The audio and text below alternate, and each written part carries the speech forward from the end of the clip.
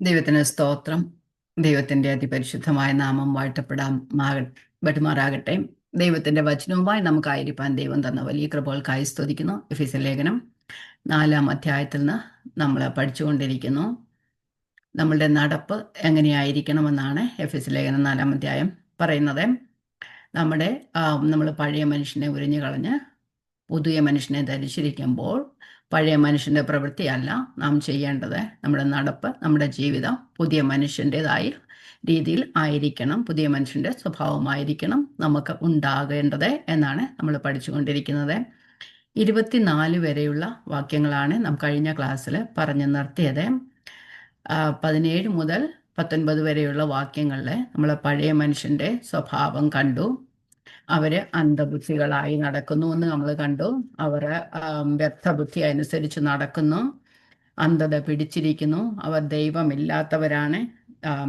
ദൈവമില്ല എങ്കിൽ അവരുടെ പ്രവൃത്തികളും അത് തന്നെ ആയിരിക്കും എന്ന് നമ്മൾ കണ്ടു.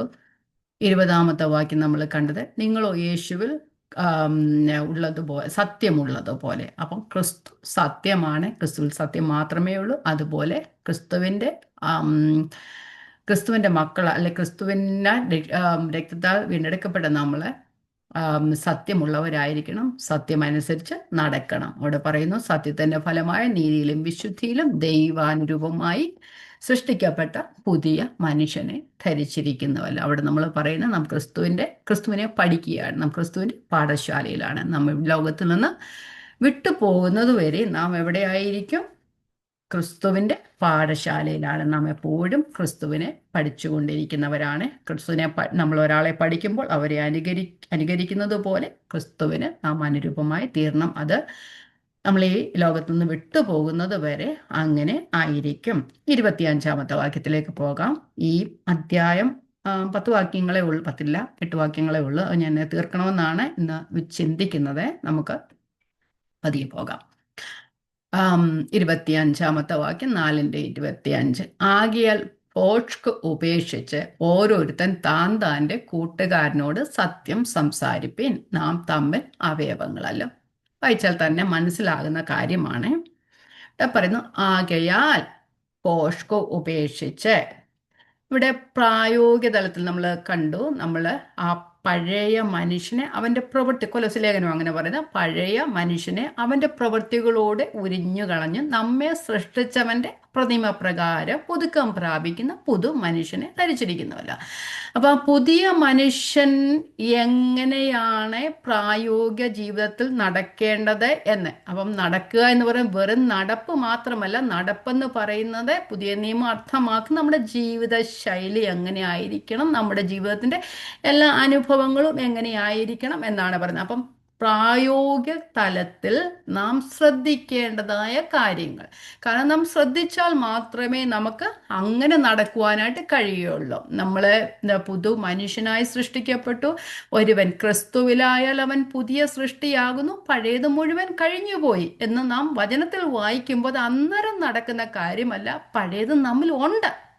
നമ്മുടെ പഴയ ജഡം അവിടെ ഉണ്ട്, അതവിടെ പാത്തിരിക്കുകയാണ്. പക്ഷേ പുതിയ മനുഷ്യൻ ആയി നാം ജനിക്കപ്പെടുമ്പോൾ പരിശുദ്ധാത്മാവ് നമ്മുടെ ഉള്ളിൽ ദൈവം തന്നിട്ടുണ്ട്. പരിശുദ്ധാത്മാവ് നമ്മളെ ഉപദേശിക്കുമ്പോൾ അതിന് ചെവി കൊടുക്കുന്നവരായിരുന്നാൽ മാത്രമേ പുതിയ മനുഷ്യൻ്റെ പ്രവൃത്തി നമ്മുടെ ജീവിതത്തിൽ വെളിപ്പെടുവാനായിട്ടൊക്കത്തുള്ളൂ.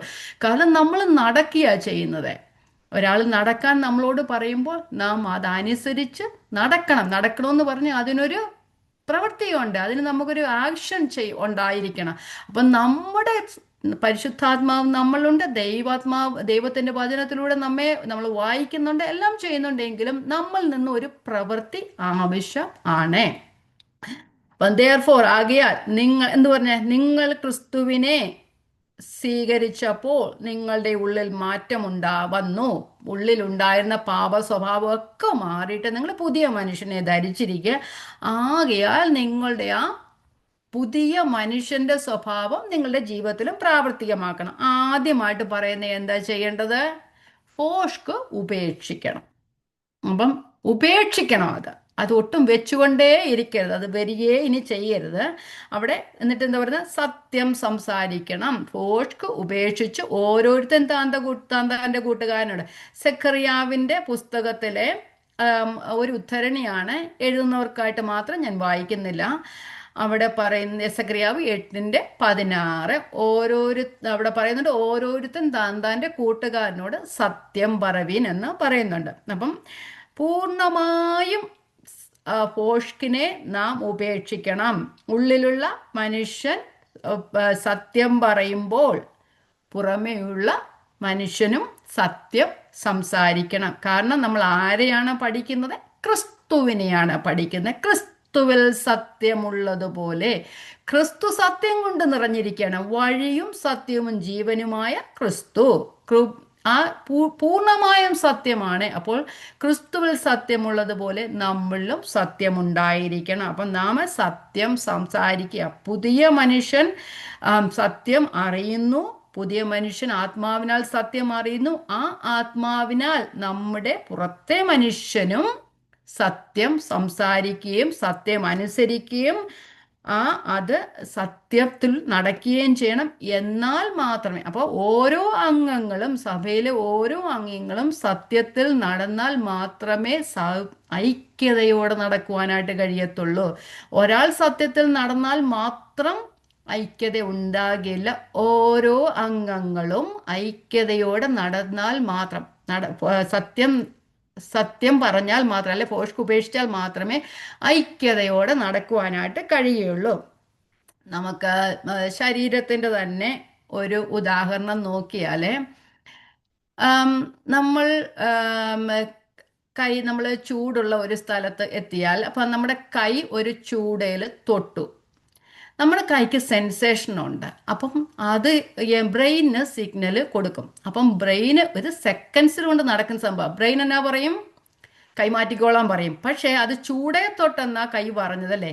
അത് തണുപ്പിൻ്റെ സിഗ്നലാ കൈ കൊടുത്തതെങ്കിൽ നമ്മുടെ കൈ അവിടെ ഇരുന്ന് പൊള്ളിപ്പോകും. നമ്മൾ പറയും നമ്മുടെ കൈ തൊട്ട് നമ്മളിങ്ങ് എടുക്കുമെന്ന് പറയും. പക്ഷെ ബ്രെയിനിൽ ആ ഒരു സെക്കൻഡ്സ് കൊണ്ട് ബ്രെയിനിൽ അത് മെസ്സേജ് കിട്ടിയാൽ മാത്രമേ കൈക്കത് പ്രവർത്തിക്കാൻ ഒക്കൂ.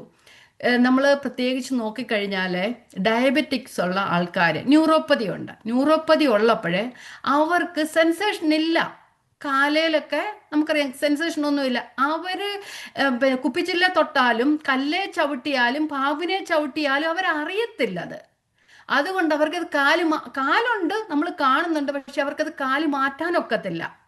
നമുക്കറിയാം നമ്മുടെ ജീവിതത്തിൻ്റെയൊക്കെ നമ്മുടെ ബന്ധുക്കളുടെയും നമ്മളുടെ വീട്ടുകാരുടെയും ഒക്കെ അനുഭവങ്ങളായത്. അപ്പോൾ നമ്മളെ അറിയുന്നവർ, നമുക്കറിയാം ഡയബറ്റിക്സ് ഉള്ള ഒത്തിരി ബുദ്ധിമുട്ടുള്ളവരുടെ, നല്ലോണം ഡയബറ്റിക്സ് ആയാലും കൺട്രോളായിട്ടില്ലാതിരിക്കുന്നവരുടെ എല്ലാം അനുഭവം ഇതാ. കാരണം സെൻസേഷൻ അറിയുന്നില്ല. അറിയാതിരിക്കുമ്പോൾ ബ്രെയിന് ആ സ്റ്റിമുലേഷൻ, ആ മെസ്സേജ് കിട്ടുന്നില്ല. അങ്ങനെ വരുമ്പോൾ ബ്രെയിൻ പറയത്തില്ല കാല് മാറ്റാനോ കൈ മാറ്റാനോ ഒന്നും പറയത്തില്ല. പക്ഷെ ഇവിടെയും അതുപോലെയാണ്. സത്യം സംസാരിക്കണം. എല്ലാവരും നല്ല സത്യം സംസാരിച്ചാൽ മാത്രം. ഫോഷ്ക്ക് സംസാരിക്കുകയാണെങ്കിൽ തമ്മിലടിയും ബഹളവും ഒക്കെ ഉണ്ടാകും. അതുകൊണ്ട് എല്ലാ അവയവങ്ങളും ഒരുപോലെ പ്രവർത്തിച്ചാൽ മാത്രമേ, ശരീരത്തിൻ്റെ അവയവങ്ങൾ കൂട്ടായി പ്രവർത്തിക്കുന്നത് പോലെ തന്നെ സഭയിലെ ഓരോ അംഗങ്ങളും കൂട്ടായി പ്രവർത്തിച്ചാൽ മാത്രമേ ഐക്യതയിൽ നടക്കാനൊക്കത്തുള്ളൂ. നമ്മൾ കള്ളം പറയുമ്പോൾ നമ്മളെല്ലാവരും പറയും നമ്മളാരും കള്ളം പറയത്തില്ലെന്ന് പറയുന്നവരാ, അല്ലയോ? പക്ഷേ നേരിട്ട് പറയുന്ന കള്ളം മാത്രമല്ല കള്ളം എന്നുള്ളത്. ചില എക്സാമ്പിൾ പറയാം. എക്സാജറേറ്റ് ചെയ്ത് പറയുന്നവരുണ്ട്. സത്യം പറയും, പക്ഷെ ഒത്തിരി പൊലിപ്പിച്ച് പറയും. കൂടുതൽ കൂട്ടി പറയും, അല്ലേ? വേണ്ടാത്ത കാര്യങ്ങൾ മുഴുവൻ പറയും. അതും കള്ളമാണ്. വേണ്ടുന്നത് മാത്രം പറഞ്ഞാൽ മതി, നമുക്ക് ആവശ്യമൊന്നുമില്ല. അപ്പം മുഴുവൻ സത്യം പറയുമെങ്കിലും അതിനെ എക്സാജറേറ്റ് ചെയ്ത് പൊലിപ്പിച്ചു പറയുന്ന സ്വഭാവം, അത് കള്ളമാണ്. പിന്നെ കൂട്ടിപ്പറയും, കുറച്ചു പറയും. ഇങ്ങനെയെല്ലാം സത്യം പറയാത്തതിൻ്റെ അല്ലെങ്കിൽ ഫോഷ്ക്ക് പറയുന്നതിൻ്റെ കൂട്ടത്തിൽ പെടും. അപ്പം നുണ എന്നതിൽ കാപട്യത്തിൻ്റെ എല്ലാ വശങ്ങളുമുണ്ട്. എക്സാമ്പിൾ നമ്മൾ പറഞ്ഞു കഴിഞ്ഞാൽ, സത്യം മറച്ചു വയ്ക്കുന്നത്, അതിശയോക്തി പ്രയോഗിക്കുന്നത്, ചതിക്കുന്നത്, പറഞ്ഞ വാക്ക് പാലിക്കാതിരിക്കുന്നത്, വിശ്വാസവഞ്ചന കാണിക്കുന്നത്, രഹസ്യം പുറത്താക്കുന്നത്, മുഖസ്തുതി പറയുന്നത്, ഒന്നുകൂടെ വേണേ പറഞ്ഞേക്കാം. സത്യം മറച്ചു വയ്ക്കുന്നത്. ഇതൊന്നും എക്സ്പ്ലെയിൻ ചെയ്യേണ്ട കാര്യമില്ല, ഇതെല്ലാം കള്ളത്തിന്റെ കൂട്ടത്തിലിടുന്നതാ. സത്യം പറയാതിരിക്കുന്നത് കള്ളമല്ലേ? അത് ഞാൻ കള്ളമൊന്നും പറഞ്ഞില്ല, പക്ഷെ ഞാൻ സത്യം പറഞ്ഞില്ല. അതിശയോക്തി പ്രയോഗിക്കുക, ചതിക്കുക, പറഞ്ഞ വാക്ക് പാലിക്കാതിരിക്കുക, വിശ്വാസവഞ്ചന കാണിക്കുക, രഹസ്യം പുറത്താക്കുന്നത് ആരോടും പറയരുത്. അല്ലേ? അപ്പൊ രഹസ്യം പുറത്താക്കുന്നത് അല്ല, ഞാൻ പ്രാർത്ഥിക്കാൻ മാത്രം പറയുന്നതേ ഉള്ളൂ അല്ലേ?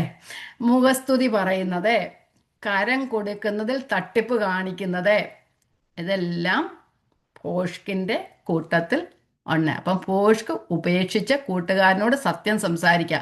അപ്പം ഒരു വിശ്വാസിയുടെ വാക്ക് എപ്പോഴും വിശ്വാസയോഗ്യം ആയിരിക്കണം. കർത്താവിന്റെ വാക്ക് പോലെ ഉവ്വ് എന്ന് പറഞ്ഞാൽ ഉവ്വ് എന്നും, ഇല്ല എന്ന് പറഞ്ഞാൽ ഇല്ല എന്നും ആയിരിക്കണം. ഇപ്പം ഭോഷ്ക് ഉപേക്ഷിക്കണം. പിന്നെന്തോ ചെയ്യണം? സത്യം ധരിക്കണം. വിശ്വാസികളെ നന്മയ്ക്കും വിശുദ്ധിക്കും സത്യത്തിനും വിരുദ്ധമായ ഒന്നും ചെയ്യരുത്. കാരണം നമ്മൾ പഠിക്കുന്നത് ആരെയാണ്? ക്രിസ്തുവിനെയാണ്. ക്രിസ്തുവിന്റെ പാഠശാലയിലായിരിക്കുന്നത്. സത്യം നമ്മെ പണിതുയർത്തുകയും അസത്യം നമ്മെ നശിപ്പിക്കുകയും ചെയ്യുന്നു. സത്യം പണിതുയർത്തുന്നു, അതുപോലെ തന്നെ അസത്യം നമ്മളെ നശിപ്പിക്കുന്നു.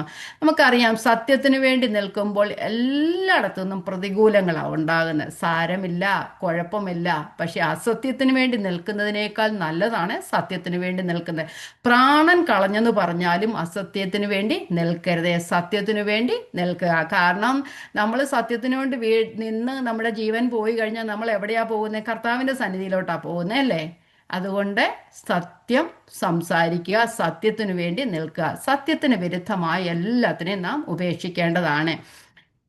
അപ്പം നമ്മളുടെ ഭോഷ്കും വഞ്ചനയും ഒന്നും നമ്മുടെ ക്രിസ്തുവിന്റെ ആ ശരീരത്തിന്റെ അവയവങ്ങളായിരിക്കുന്ന സഭയിലെ അംഗങ്ങൾക്ക് യോഗ്യമായതല്ല. അവിടെ പറയുന്നു, നാം തമ്മിൽ അവയവങ്ങളല്ലോ. അതുകൊണ്ട് നമ്മൾ സത്യം സംസാരിക്കണം. നമുക്ക് യോഹന്നാന്റെ സുവിശേഷം 8-ാം അധ്യായം 44-ാം വാക്യത്തിലെ കർത്താവ് തന്നിൽ വിശ്വസിച്ച, എനിക്ക് ആ വാക്യം, ആ ഒരു ഫ്രേസ് ഇഷ്ടമാണ്. തന്നിൽ വിശ്വസിച്ച യഹൂദന്മാരോടെ, ഒത്തിരി കാലമായി വായിച്ചിട്ടെങ്കിലും നമുക്കൊന്ന് വായിക്കാം. തന്നിൽ വിശ്വസിച്ച യഹൂദന്മാരോടാ പറയുന്നത്, വേറെ ആരോടുമല്ല പറയുന്നത്. അവൻ പറയുന്നത്, അവിടെ പറയുന്നുണ്ട്, നിങ്ങൾ സ്വന്തത്തിൽ നിന്നെടുത്ത് പറയുന്നു. കാരണം കർത്താവിൽ നിന്നല്ല പറയുന്നത്, അല്ലെ ദൈവവചനത്തിൽ നിന്നല്ല പറയുന്നത്, സ്വന്തത്തിൽ നിന്ന് എടുത്തു പറയുന്നത്. അപ്പൊ സ്വന്തത്തിൽ നിന്ന് എടുത്തു പറയുന്നവരുടെ അപ്പൻ ആരാന്നും അവിടെ പറഞ്ഞിട്ടുണ്ട്. നമുക്കൊന്ന് വായിച്ചു പോകാം. നിങ്ങൾ പിശാചെന്ന പിതാവിന്റെ മക്കൾ, നിങ്ങളുടെ പിതാവിന്റെ മോഹങ്ങളെ ചെയ്യുവാനും ഇച്ഛിക്കുന്നു. അവൻ ആദ്യം മുതൽ കൊലപാതകനാകുന്നു, അവനിൽ സത്യമില്ലായ കൊണ്ട് സത്യത്തിൽ നിൽക്കുന്നതുമില്ല. അവൻ ഭോഷ്ക് പറയുമ്പോൾ സ്വന്തത്തിൽ നിന്ന് എടുത്തു പറയുന്നു. അവൻ ഭോഷ്ക് പറയുന്നവനും അതിൻ്റെ അപ്പനും ആകുന്നു. അപ്പം നമ്മൾ ഭോഷ്ക് പറയുമ്പോൾ ആരാണ്? നമ്മൾ പിശാചിന്റെ മക്കളാണ്. ശ്രദ്ധിക്കുക, ചിന്തിക്കുക, സത്യം മാത്രം പറയുക.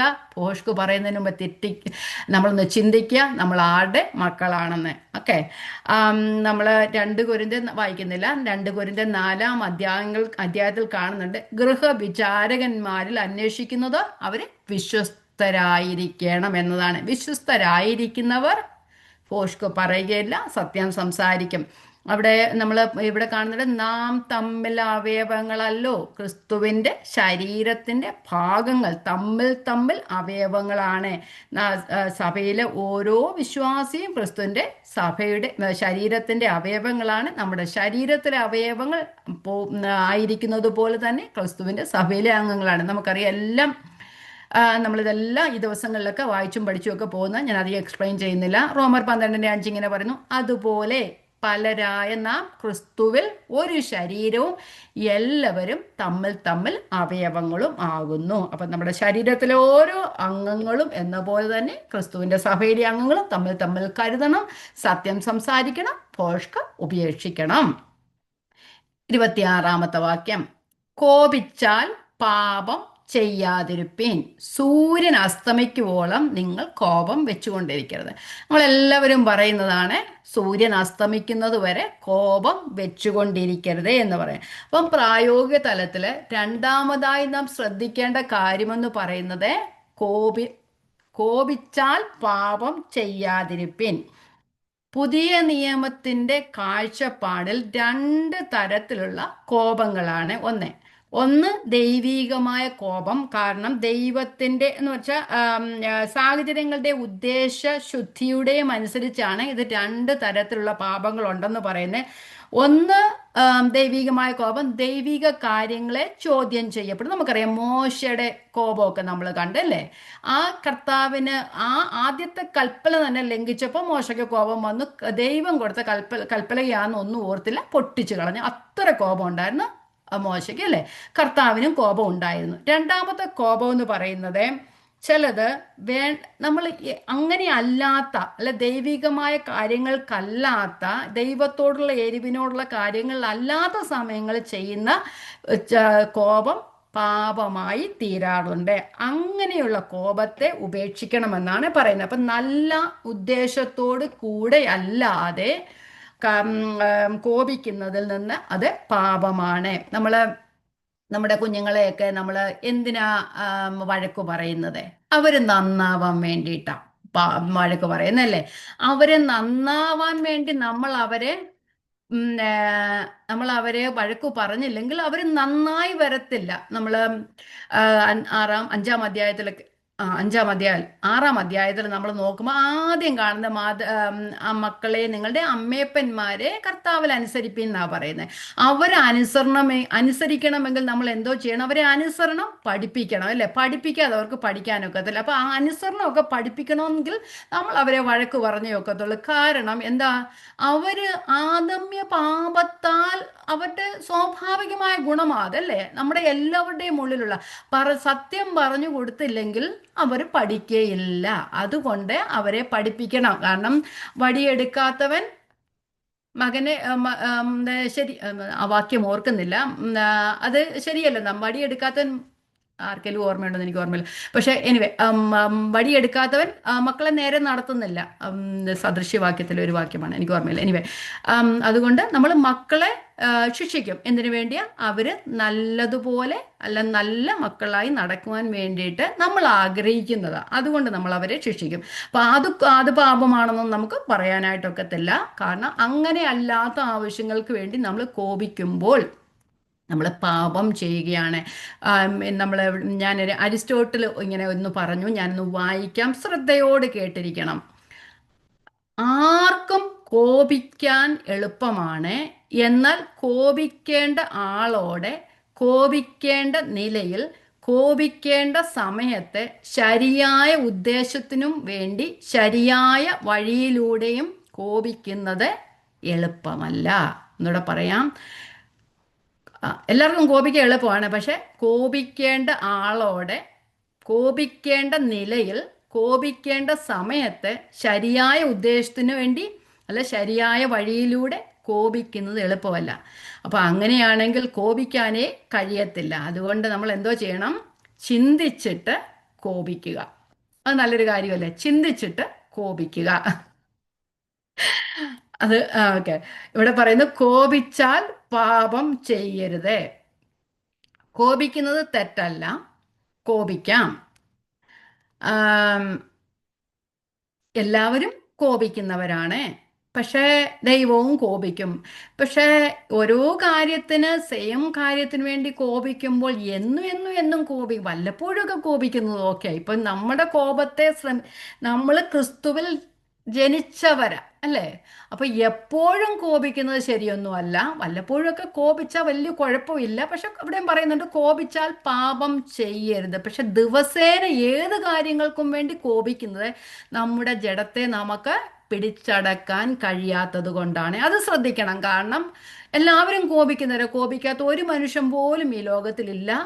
പക്ഷേ സ്ഥിരം കോപിക്കുന്നതും വേണ്ടാതെ ചുമ്മാതെ ആവശ്യമില്ലാതെ കോപിക്കുന്നതുമൊക്കെ നമ്മുടെ ജഡത്തെ നാം പിടിച്ചടക്കാൻ കഴിയാത്തത് കൊണ്ടാണ്. നാം ഇപ്പോഴും നമ്മുടെ പഴയ മനുഷ്യനെ ഉരിഞ്ഞു കളഞ്ഞിട്ടില്ല. പുതിയ മനുഷ്യനെ ധരിച്ചിരിക്കുന്നു. ഞാൻ രക്ഷിക്കപ്പെട്ടു, ഞാൻ സ്നാനപ്പെട്ടു, ഞാൻ ദൈവത്തിൻ്റെ വചനം അനുസരിച്ച് നടക്കുന്നു, ഞാൻ വചനം കേൾക്കുന്നു ഒക്കെ പറയുമെങ്കിലും ഉള്ളിലുള്ള ആത്മാവിനെ അനുസരിച്ച് നടക്കാൻ കഴിയാത്തത് കൊണ്ട് തൻ്റെ ജഡസ്വഭാവത്തെ പിടിച്ചു നിർത്തുക. ഞാൻ പറഞ്ഞു ഇത് അനുസരിക്കുക, നടക്കുക എന്ന് പറയുന്നത് നമ്മളിലൊരു ആക്ഷൻ വേണം. നമ്മൾ 24 മണിക്കൂറും വചനം കേട്ടിട്ടും ഈ കേൾക്കുന്ന സാധനം നമ്മുടെ ജീവിതത്തിൽ പ്രാവർത്തികമാക്കിയില്ലെങ്കിൽ നമ്മൾ ഈ കേൾക്കാത്തവരോട് തന്നെ തുല്യമാണ്. അതുകൊണ്ട് നമുക്ക് കോപം വരാം. കോപത്തെ അടക്കാൻ പഠിക്കണം. അരിസ്റ്റോട്ടിൽ ദൈവത്തെ അറിയാത്തൊരു മനുഷ്യൻ അങ്ങനെ പറഞ്ഞു. അങ്ങനെ കോപിക്കേണ്ട ആളോട് കോപിക്കേണ്ട സമയത്ത് നല്ല ഉദ്ദേശത്തോടു കൂടി കോപിച്ചു കഴിഞ്ഞാൽ അങ്ങനെ കോപിക്കാനൊന്നും എളുപ്പമല്ല. അതുകൊണ്ട് ചിന്തിക്കുക, ഞാൻ ഒരു ദിവസം എത്ര പ്രാവശ്യം കോപിക്കും. എന്നും കോപിക്കുന്നവരുമുണ്ട്. അതുകൊണ്ട് ചിന്തിച്ചിട്ട് കോപിക്കുക. ഇവിടുന്ന് കോപിച്ചാൽ പാപം ചെയ്യരുത്. ഇതൊക്കെല്ലാം നമുക്ക് കൺട്രോൾ ചെയ്യാൻ കഴിയുന്ന കാര്യങ്ങളാണ്. ഈ കോപിക്കുന്നതൊക്കെ നമുക്ക് തീർച്ചയായിട്ടും കൺട്രോൾ ചെയ്യാൻ കഴിയുന്നതാണ്. കാരണം അത് എങ്ങനെയാണ് നമ്മൾ കൺട്രോൾ ചെയ്യുന്നത്? തുടർച്ചയായ വചനം പഠനം, ക്രിസ്തുവിൻ്റെ വിശുദ്ധി നമ്മളിൽ തരികയാണ് ചെയ്യുന്നത്. നമ്മളതിനെ പിടിച്ചടക്കാൻ കഴിയണം. നമ്മൾ ആത്മാവിനെ അനുസരിച്ച് നടക്കണം, പ്രാർത്ഥിക്കണം. എനിക്കിത് കഴിവില്ലെങ്കിൽ കർത്താവെ എനിക്കിത് കഴിവ് തരണേന്ന് പ്രാർത്ഥിക്കാം.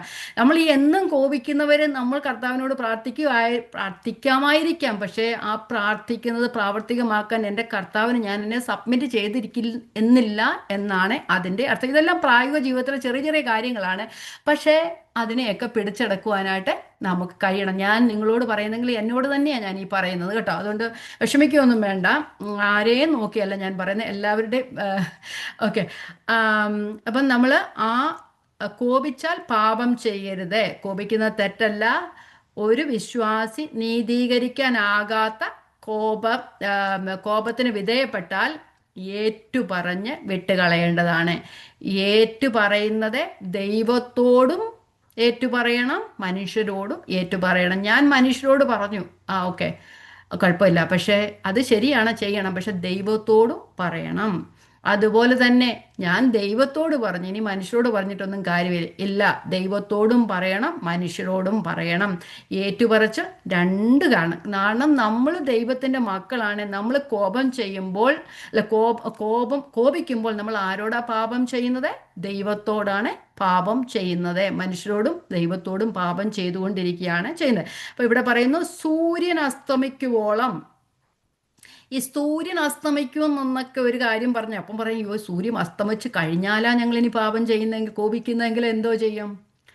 കിടന്നുറങ്ങുന്നതിന് മുമ്പേ അങ്ങ് ചെയ്യണം. കാരണം എന്താണെന്നറിയാമോ? സൂര്യൻ അസ്തമിക്കുവോളോ എന്ന് പറഞ്ഞേക്കുന്നത് നമ്മുടെ മനസ്സിൽ പാപവും കോപവും ഒക്കെ വെച്ചുകൊണ്ടിരുന്നാൽ അത് ക്രോധമായി മാറും. ഇവിടെ പറയുന്നൊരു ക്രോധം, കോപം, പക, കുറ്റാരം എന്നൊക്കെ പറയുന്നുണ്ട്. ഇങ്ങനെയുള്ള കാര്യങ്ങളായി മാറും. ബിറ്റർനെസ് ആയി പോലും പകയാകും, കയ്പാകും.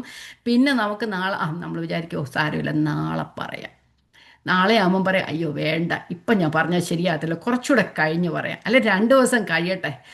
അത് നമ്മൾ ചിലപ്പോൾ നമ്മൾ പറയും, പെട്ടെന്ന് പോയി പറയുമ്പോൾ നമ്മളെക്കുറിച്ച് അവരെന്തോ വിചാരിക്കും, സാരമില്ല, കുറച്ച് 2 ദിവസം കഴിയട്ടെ. ഇങ്ങനെ 1 ദിവസം, 2 ദിവസം, 3 ദിവസം ആയി അവസാനം നമ്മുടെ മനസ്സ് തന്നെ മടുക്കും. അതുകൊണ്ട് നമുക്ക് പിന്നെ ഒരു ഏറ്റു പറയാനുള്ള അല്ലെങ്കിൽ ക്ഷമ ചോദിക്കാനുള്ള ഒരവസരം കിട്ടാതെ വരും. ഫറവോൻ്റെ ഹൃദയം ദൈവം കഠിനമാക്കിയതുപോലെ ഫറവോൻ തന്നെത്താൻ കഠിനമാക്കി, കുറച്ച് കഴിഞ്ഞപ്പം ദൈവവും കഠിനമാക്കി. അതുപോലെയായിരുന്നു നമ്മുടെ മനസ്സിൽ എന്തെങ്കിലും ആരോടെങ്കിലും വിദ്വേഷം ഉണ്ടെങ്കിൽ ദൈവത്തോടും ഏറ്റുപറയുക, മനുഷ്യരോടും ഏറ്റുപറയുക. അപ്പം കോപം സൂര്യൻ അസ്തമിച്ചാൽ എന്ന് പറയുന്നത് സൂര്യൻ അസ്തമിക്കുവോളം വെച്ചുകൊണ്ടിരിക്കരുതെന്നാണ് പറയുന്നത്. അപ്പോൾ ആ കോപം ഇച്ചിരി കുറേ കൂടെ കഴിഞ്ഞാൽ അത് പകയാവും, അത് കയ്പാകും. അപ്പം എപ്പോഴാ തെറ്റാണെന്ന് ബോധ്യം വന്നു കഴിഞ്ഞാൽ ഉടനെ ഏറ്റുപറയുക. അത് ദൈവമായിട്ടോ വിശ്വാസിയായിട്ടോ മറ്റുള്ളവരുമായിട്ടോ ഏതിനെയും ഉടനെ തന്നെ നേരെയാക്കേണ്ടതാണ്. 1-2 വാക്യങ്ങൾ ദൈവഹിത അല്ലെങ്കിൽ നമ്മൾ പറയാം നീതിയുള്ള കോപത്തിന് ഉദാഹരണം കർത്താവിൻ്റെ ഉദാഹരണമാണ്. അത് നമുക്കൊന്ന് വായിക്കാം. മത്തായി 21:12-13 വാക്യങ്ങൾ. യേശു ദേവാലയത്തിൽ ചെന്ന് ദേവാലയത്തിൽ വിൽക്കുന്നവരെയും കൊള്ളുന്നവരെയും എല്ലാം പുറത്താക്കി. പൊൻവാണിഭക്കാർ നമുക്കറിയാമല്ലോ, കർത്താവ് ചാട്ടവാറെടുത്തെന്നാണ് പറയുന്നത്. അപ്പം കർത്താവ് കോപിച്ചോ? കർത്താവ് കോപിച്ചു. അതെ, കർത്താവ് കോപിച്ചു. ദൈവത്തിൻ്റെ കോപം. ഇനി മർക്കോസിന്റെ സുവിശേഷം 3:5. അവരുടെ ഹൃദയകാഠിന്യ നിമിത്തം അവൻ ദുഃഖിച്ചുകൊണ്ട് കോപത്തോടെ അവരെ ചുറ്റും നോക്കി. അപ്പം ദൈവത്തിന്റെ കോപം അതാണ്. അവരുടെ ഹൃദയകാഠിന്യത്തിനെതിരെയാണ് കർത്താവ് അവിടെ കോപിച്ചത്. അപ്പം നമ്മൾ മാത്യു 5:22, മത്തായി 5:22 പറയുന്നു, സഹോദരനോട് കോപിക്കുന്നവനെല്ലാം ന്യായവിധിക്ക് യോഗ്യനാകും എന്ന് പറയുന്നുണ്ട്. ഇവിടെ പറയുന്നുണ്ട്, ഞാനോ നിന്നോട് പറയുന്നത്, സഹോദരനോട് കോപിക്കുന്നവനെല്ലാം ന്യായവിധിക്ക് യോഗ്യനാകും. സഹോദരനോട് നിസ്സാര എന്ന് പറഞ്ഞാലോ ന്യായാധിപ സഭയുടെ മുമ്പിൽ നിൽക്കേണ്ടി വരും. മൂഢ എന്ന് പറഞ്ഞാലോ അഗ്നി നരകത്തിന് യോഗ്യനാകും. അപ്പം കോപിക്കുന്നവർക്ക് കിട്ടുന്ന ഫലങ്ങളൊക്കെയാണ്, അല്ലെങ്കിൽ ശിക്ഷകളാണ് ഇതൊക്കെ. കോപിക്കരുത്, ദൈവം നമ്മെ സമാധാനമായിട്ടിരിക്കാനാണ് വിളിച്ചിരിക്കുന്നത്. റോമാലേഖനത്തിലെ കുറച്ച് വാക്യങ്ങൾ പെട്ടെന്ന് വായിച്ച് നമുക്കങ്ങ് പോകാം. റോമാലേഖനം 12-ാം അധ്യായം 17 മുതലുള്ള വാക്യങ്ങൾ. ദൈവം നമ്മളെക്കുറിച്ച്, നമ്മൾ ക്രിസ്തുവിന്റെ ശരീരത്തിന്റെ അവയവങ്ങളാണ്. ആർക്കും തിന്മയ്ക്ക് പകരം തിന്മ ചെയ്യാതെ സകല മനുഷ്യരുടെ മുമ്പിൽ യോഗ്യമായതും മുൻകരുതി കഴിയുമെങ്കിൽ നിങ്ങളാൽ ആവോളം സമാധാനമായിട്ട് ഇരിപ്പേൻ. അല്ലെ, പട്ടിയെയൊക്കെ ചലപ്പിക്കാൻ വേണ്ടി കോലിട്ടടിക്കുന്നത് പോലെ കോലിട്ടടിക്കണ്ട, മിണ്ടാതിരിക്കുക. പ്രിയമുള്ളവരെ, നിങ്ങൾ തന്നെ പ്രതികാരം ചെയ്യാതെ ദൈവകോപത്തിന് ഇടം കൊടുപ്പിൻ. പ്രതികാരം എനിക്കുള്ളത് എന്ന് കർത്താവ് അരുളിച്ചെയ്യുന്നുവല്ലോ. 21, തിന്മയോട് തോൽക്കാതെ നന്മയാൽ തിന്മയെ ജയിക്കുക. തിന്മയോട് തോൽക്കരുത് നാം, നന്മയാൽ തിന്മയെ ജയിക്കുക. എൻ്റെ ഇടയ്ക്ക് കുറച്ച് വാക്യങ്ങളൊക്കെ ഉണ്ട്, ഞാനത് വായിക്കുന്നില്ല. അപ്പം കോപിക്കരുത്, ഭോഷ്ക് പറയരുത്. ഇനി 27-ാമത്തെ വാക്യം, പിശാചിന് ഇടം കൊടുക്കരുത്. പിശാചിന് ഇടം കൊടുക്കരുത്. ഭോഷ്കും കോപവും ഒക്കെ നമ്മുടെ ജീവിതത്തിൽ വെച്ചുകൊണ്ടിരിക്കുന്നത് നാം പിശാചിന് നമ്മിൽ ഇടം കൊടുക്കുകയാണ് ചെയ്യുന്നത്. അത് നമ്മുടെ കോപവും ഈ പഴയ മനുഷ്യന്റെ പ്രവൃത്തികളൊക്കെ വെച്ചുകൊണ്ടിരിക്കുന്നത് പിശാചിന് നമ്മുടെ ജീവിതത്തിൽ നാം അവസരം കൊടുക്കുകയാണ് ചെയ്യുന്നത്. അപ്പം നമ്മുടെ ഇവിടെ പറയുന്ന ഭോഷ്കും കോപവും പിശാചിന് നമ്മിൽ പ്രവർത്തിക്കാനുള്ള രണ്ട് വലിയ താവളങ്ങളാണ്. അവൻ താവളം മെനഞ്ഞുകൊണ്ടിരിക്കുക, കാരണം നമ്മെ ഏത് വിധത്തിലും പരീക്ഷിക്കുന്നതിന് വേണ്ടിയിട്ട്. അപ്പോൾ ഇവിടെ നമ്മൾ 2 കൊരിന്ത്യർ എടുക്കണ്ട, 2 കൊരിന്ത്യർ 2:11 നമ്മൾ വായിക്കുന്നുണ്ട്, സാത്താൻ നമ്മെ പരീക്ഷിക്കരുത്, തോൽപ്പിക്കരുത്, അവന്റെ തന്ത്രങ്ങളെ നാം അറിയാത്തവരാണ്. അതിന്റെ ബാക്ക്ഗ്രൗണ്ട് എന്തുവായിരുന്നു? അവിടെ സഹോദരനോട് ക്ഷമിക്കുന്നതിനെ കുറിച്ച് അതിന്റെ ബാക്ക്ഗ്രൗണ്ട് പറഞ്ഞിരുന്നത്, അല്ലേ? അപ്പം വേറെ ഒന്നുമല്ല, സഹോദരനോട് ക്ഷമിക്കാഞ്ഞാൽ, അതാണ്. അപ്പം അതിന് സാത്താൻ ഇടത്താവളങ്ങൾ കണ്ടുപിടിച്ചുകൊണ്ട്, സാത്താന്റെ തന്ത്രങ്ങളെ നാം അറിയാത്തവരല്ലല്ലോ. അല്ലെങ്കിൽ സാത്താന് നമ്മുടെ ജീവിതത്തിലെ സത്യത്തിൽ നടക്കുന്നവരുടെ ജീവിതത്തിൽ ഭോഷ്കു വന്നു കഴിഞ്ഞാൽ അത് സാത്താന് പ്രവർത്തിക്കാൻ നമ്മുടെ ജീവിതത്തിലൊന്നും നമ്മൾ അറിഞ്ഞുകൊണ്ട് സാത്താന് പ്രവർത്തിക്കാനായിട്ട് നമ്മൾ അവസരം ഉണ്ടാക്കി കൊടുക്കരുത്. 1 പത്രോസ് 5:8 പറയുന്നു, പിശാച് അലറുന്ന സിംഹം പോലെ ആരെ വിഴുങ്ങേണ്ടു എന്ന് ചുറ്റി സഞ്ചരിക്കുക. അപ്പം നമ്മൾ ഈ പാപം കണ്ടുപിടിക്കുന്നതിൽ പിശാചിന് നമ്മുടെ ആരുടെ ആവശ്യമില്ല. പിശാച് ഇങ്ങനെ ഊടാടി സഞ്ചരിച്ചു കൊണ്ടിരിക്കുക. അതുകൊണ്ട് നമ്മൾ കണ്ടുപിടിച്ചൊന്നും കൊടുക്കണ്ട, അവൻ കണ്ടുപിടിക്കാൻ ഇങ്ങനെ ഊടാടി സഞ്ചരിച്ചു കൊണ്ടിരിക്കുക. അതുകൊണ്ട് നമ്മുടെ ജീവിതത്തിൽ ഒരു സൂചിക്കുഴയുടെ അവസ്ഥ പോലും കൊടുക്കരുത്. നമ്മുടെ പിശാചിന് ജീവിതത്തിൽ ഇടം കൊടുക്കരുത്. നമ്മൾ എന്താ പറയുന്നത്, ഓരോ കാര്യം നമ്മൾ ബൈബിൾ വായിക്കാനിരിക്കുമ്പോൾ നമ്മൾ ഓരോ ദിവസവും അത് നമുക്ക് ടൈം ടേബിൾ ഉണ്ടായിരിക്കണം. ഇച്ചിരി നേരത്തേക്ക് മാറ്റി വെക്കാം. അത് ആ സമയത്ത് സാത്താൻ നമ്മെ അവസരം കാണും. അതുപോലെ ഓരോ ദിവസവും നമ്മളിങ്ങനെ സമയം, നമ്മുടെ മനസ്സ് മാറ്റി വെക്കുന്ന, ദൈവിക കാര്യങ്ങൾക്ക് വേണ്ടുന്ന സമയം നാം മറ്റു കാര്യങ്ങൾക്ക് വേണ്ടി ചെലവഴിക്കുന്നത്.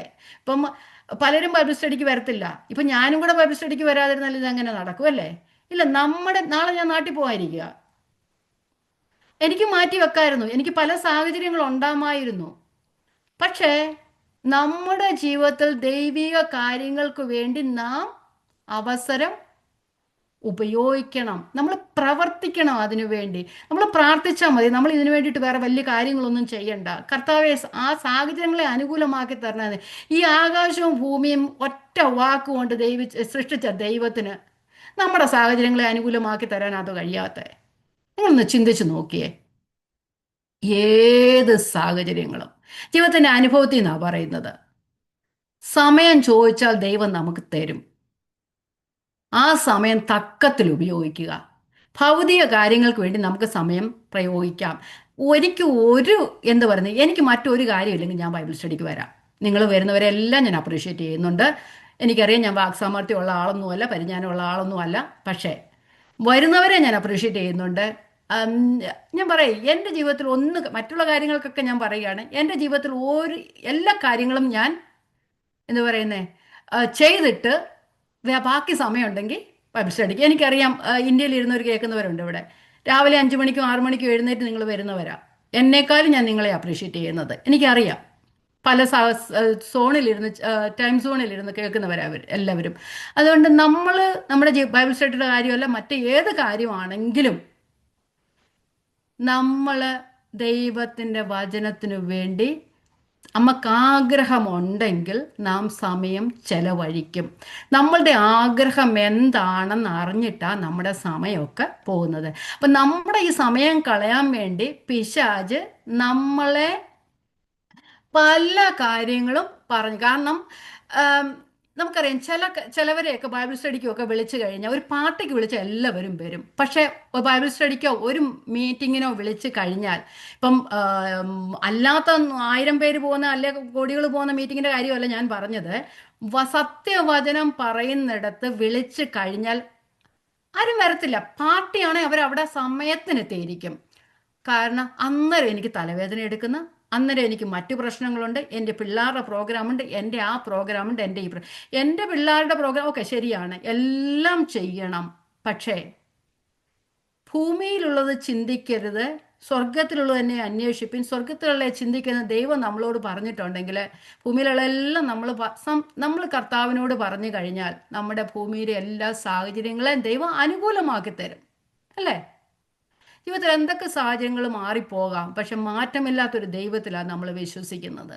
അതുകൊണ്ട് ഞാൻ പറഞ്ഞതുപോലെ ആകാശവും ഭൂമിയും ഒറ്റ വാക്കുകൊണ്ട് നിർമ്മിച്ച ദൈവത്തിന് നമ്മളുടെ ഈ കാര്യങ്ങളെ നിവർത്തിച്ചു തരാൻ വയ്യെങ്കിൽ പിന്നെ നമ്മൾ ഈ ദൈവത്തെ എന്തിനാ വിളിക്കുന്നത്?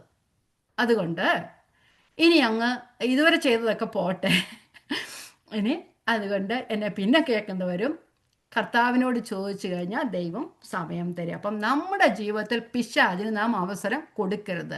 നിവൃത്തി ഉണ്ടെങ്കിൽ നമ്മൾ ഈ ഓരോ സമയം അങ്ങോട്ടും ഇങ്ങോട്ടും മാറ്റി വെക്കുക. അയ്യോ, എനിക്ക് 2 വാക്യം പഠിക്കാനുണ്ട്, പക്ഷേ അത് നാളെ ആകട്ടെ, മറ്റന്നാളാകട്ടെ എന്നും പറഞ്ഞ് മാറ്റി വെച്ച് കഴിഞ്ഞാൽ പിശാച് നമ്മുടെ ജീവിതത്തിലെ സമയങ്ങൾ മുഴുവൻ കരണ്ടി കൊണ്ടുപോകും കേട്ടോ. മുഴുവൻ കരണ്ടി കൊണ്ടുപോകും. അത് നമ്മൾ പിടിച്ചാൽ കിട്ടത്തില്ല. ആ പോയ സമയം നമുക്ക് അത് കിട്ടത്തില്ല. അതുകൊണ്ട് നമ്മൾ നമ്മുടെ കുടുംബത്തിനും നമ്മുടെ സാഹചര്യങ്ങളിലുമാണ് പിശാച് കൂടുതലായിട്ട് അറ്റാക്ക് ചെയ്യുന്നത്. ദൈവവചനം ശുശ്രൂഷിക്കുന്നവരുടെ കുടുംബങ്ങളിലെല്ലാം പ്രശ്നങ്ങളുണ്ടാവും. സാധാരണ കുടുംബങ്ങളിലേക്കാളും പ്രശ്നങ്ങളുണ്ടാവും. പക്ഷെ അവിടെയാണ് സത്യവചനത്തിന് കൂടെ നടക്കുന്നവർ, സത്യദൈവത്തെ വിശ്വസിക്കുക, സത്യവചനം മാത്രം ചെയ്യുവാൻ ആഗ്രഹിക്കുന്നവരുടെ ജീവിതത്തിലെല്ലാം ഇഷ്ടംപോലെ പ്രശ്നങ്ങളുണ്ട്. പക്ഷേ നമ്മളെ വേറൊരു കാര്യത്തിലും പിശാചിന് എന്താ പറയുന്നത് തെറ്റിക്കാൻ കഴിവില്ലെങ്കിൽ കുടുംബജീവിതത്തിൽ കയറും. അതുകൊണ്ട് സൂക്ഷിക്കുക. നമ്മൾ പിശാചിന് നമ്മുടെ ജീവിതത്തിൽ ഒരിക്കലും ഇട കൊടുക്കരുത്. സ്ഥിരമായ വചനവായന, സ്ഥിരമായ പ്രാർത്ഥനയും നമ്മുടെ ജീവിതത്തിൽ ഉണ്ടായിരിക്കണം. കാരണം ഇതാണ് നമ്മളെ ശുദ്ധീകരിക്കുന്നത്. ഇത് നമ്മുടെ അകത്ത് കയറി കഴിഞ്ഞാൽ പിശാചിന് നമുക്ക് നമ്മളിൽ പ്രവർത്തിക്കാവുന്ന എല്ലാ താവളങ്ങളെയും നമ്മൾ ഒഴിച്ചു കളയുകയാണ്. കാരണം പൗലോസ് അപ്പോസ്തലൻ 2 കൊരിന്ത്യർ 10-ാം അധ്യായത്തിൽ പറയുന്നു, എല്ലാ ചിന്തകളെയും, അത് അവസാന സകല തന്ത്രങ്ങളെയും, നമ്മൾ വിചാരങ്ങളെയും സങ്കല്പങ്ങളെയും ദൈവത്തിൻ്റെ പരിജ്ഞാനത്തിന് വിരോധമായി ഉയരുന്ന എല്ലാ സങ്കല്പങ്ങളെയും ഇടിച്ചു കളഞ്ഞ് ക്രിസ്തുവിനോടുള്ള അനുസരണത്തിൽ ഇവയെല്ലാം പിടിച്ച് അടക്കണമെന്നാണ് പറയുന്നത്. അപ്പം ഇതെല്ലാം സാധിക്കുന്ന കാര്യങ്ങളാണ്. സാധിക്കാത്ത കാര്യങ്ങളൊന്നും പൗലോസ് അപ്പോസ്തലനോ ദൈവമോ ഒന്നും അവിടെ എഴുതി വെച്ചിട്ടില്ല. ഇതെല്ലാം സാധിക്കുന്നതാണ്. നമ്മുടെ ആഗ്രഹങ്ങളെയും സങ്കല്പങ്ങളെയും വിചാരങ്ങളെയും പിടിച്ചടക്കാനുള്ള കൃപ ദൈവത്തോട് ചോദിച്ചു കഴിഞ്ഞാൽ ദൈവം ഇതെല്ലാം തരും. അപ്പം പിശാച് കുടുംബത്തെയും സഭയെയും തെറ്റിച്ച് കളയുവാനായിട്ട് ശ്രമിച്ചുകൊണ്ടിരിക്കുന്നു. പിശാചിന് നമ്മുടെ ജീവിതത്തിൽ പ്രവർത്തിക്കാൻ നമ്മൾ ഒരു താവളങ്ങളും ഉണ്ടാക്കി കൊടുക്കരുത്.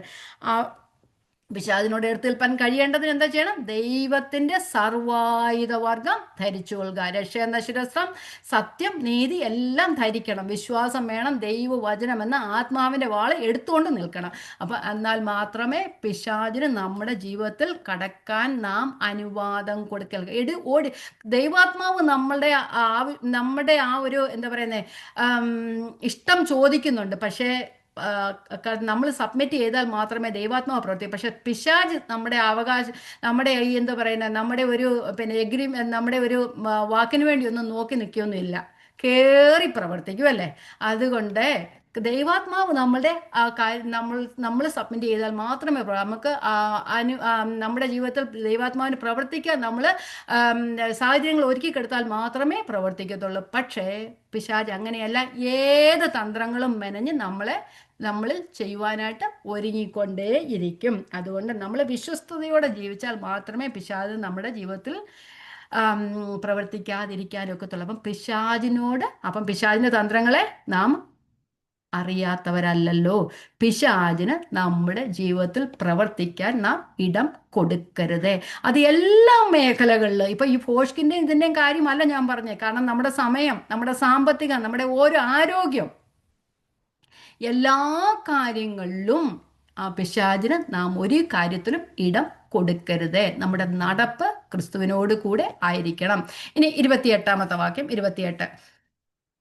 കള്ളൻ ഇനി കക്കാതെ മുട്ടുള്ളവന് ദാനം ചെയ്യുവാൻ ഉണ്ടാകേണ്ടതിന് കൈകൊണ്ട് നല്ലത് പ്രവർത്തിച്ച് അധ്വാനിക്കുക വേണ്ടത്.